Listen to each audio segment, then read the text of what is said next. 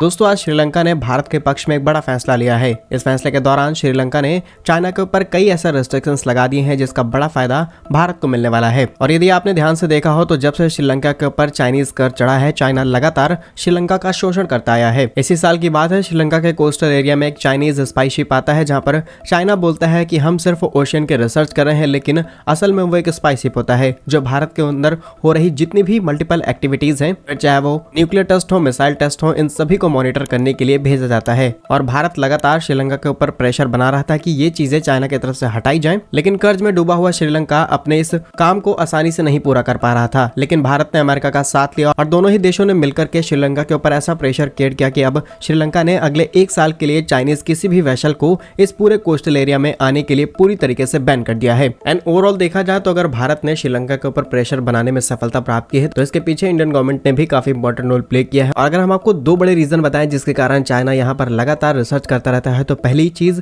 कि भारत का जो नॉर्थ ईस्ट है वहां पर हमारा इसरो, मल्टीपल रिसर्च सेंटर, इसके अलावा कई nuclear power plants, IT hub, ये सारी चीजें उसी एरिया में हैं, जिसके कारण चाइना वहां पर आसानी से नजर रख सकता है और इसी कारण चाइना अपने स्पाई शिप भेजता है। और दूसरा बड़ा रीजन ये है कि जो भारत और श्रीलंका के बीच में गैप है जिसे गल्फ ऑफ मन्नार कहा जाता है, बताया जाता है कि यहाँ पर कई इंपॉर्टेंट मिनरल्स और क्रिटिकल एलिमेंट्स हैं जिन्हें निकाल करके चाइना अपनी एनर्जी डिमांड्स को पूरा कर सकता है। कई बार रिसर्च में भी इन एलिमेंट्स को फाइंड आउट किया गया है और भारत और श्रीलंका दोनों ही चाहते हैं कि मिलकर के यहाँ पर रिसर्च की जाए और यहाँ से निकलने वाले जो भी मिनरल्स और एलिमेंट्स हैं इनका इस्तेमाल दोनों ही देश अपनी इकोनॉमिक डेवलपमेंट के लिए करें। और इसी चीज का सहारा लेते हुए भारत ने श्रीलंका को समझाया है कि अगर आप यहाँ पर चाइना को अनुमति देंगे तो डेफिनेटली चाइना से यहाँ पर जो भी मिनरल्स है वो निकाल करके अपने देश ले जाएगा और हमें और आपको दोनों को ही फाइनेंशियली नुकसान होने वाले हैं। जहाँ पर भारत ने काफी ज्यादा हेल्प कर रखी है श्रीलंका की। साल 2023 के डेटा के मुताबिक भारत की करीब 70 कंपनियां श्रीलंका के अंदर अपने ऑपरेशंस करी और करीब 20,000 श्रीलंका के लोगों को रोजगार दिया जा रहा है।